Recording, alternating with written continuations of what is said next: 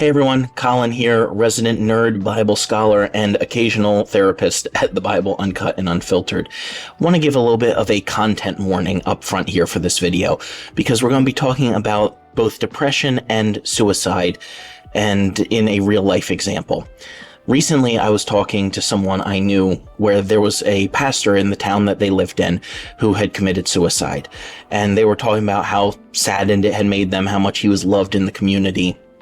And it's true, and it was a very sad situation. But then they went on to say that his actions challenged them, and they went on to moralize about this whole situation, saying that the moral of the story is that we all have to trust God more.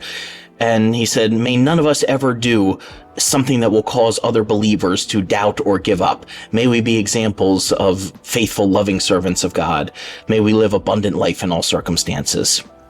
Now, I understand what he was trying to say there, and I know this person was a good guy. He wasn't trying to say anything hurtful or wrong, but what he said was actually both hurtful and wrong.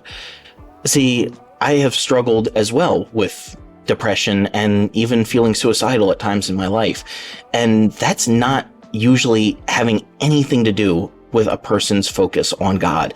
This is something I hear in a lot of different churches. It comes from a lot of different pulpits where you have people who either have never struggled with depression in their lives or who have and feel like they have to keep it a secret, so they talk louder to cover up. And they try to say that this is all just a spiritual matter. If you would just trust God more, you would be okay. But that's not the case. Elijah, one of the greatest prophets in the entirety of the Tanakh, the Old Testament, was suicidal while he was talking to God. Moses was suicidal on the mountain while he was talking to God.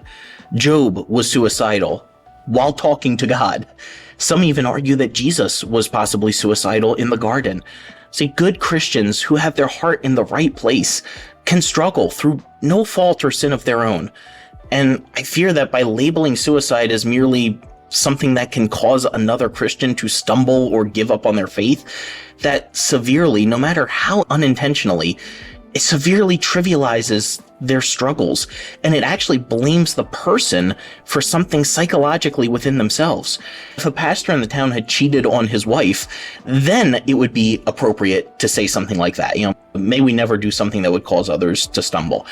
I get that, but this was not a sin. It was a horrible situation, absolutely, and his family is in a really bad situation now as well, definitely.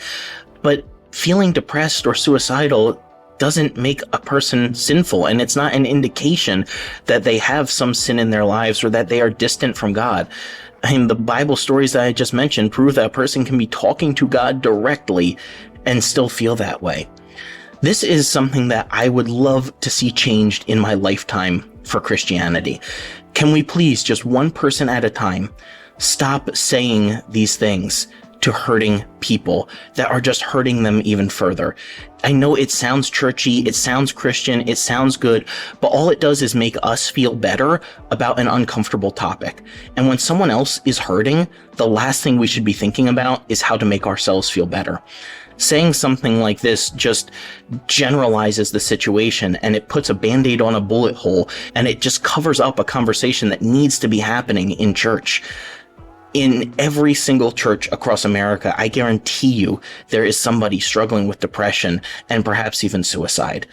And that is not going to change until we start talking about it, and not just giving easy, cheap, spiritual sounding answers, but by actually helping the people, by actually coming alongside them, welcoming them into the community with their dark thoughts and hidden secrets, and saying no one is too scary for us. No matter what emotions you're dealing with, no matter what is going on in your life, no matter what you're feeling at this moment, we love you, we're here for you, we care about you, and we want you around.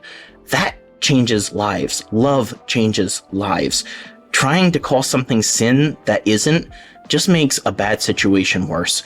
So can we please stop doing that and start actually following the example of Jesus and love the hurting?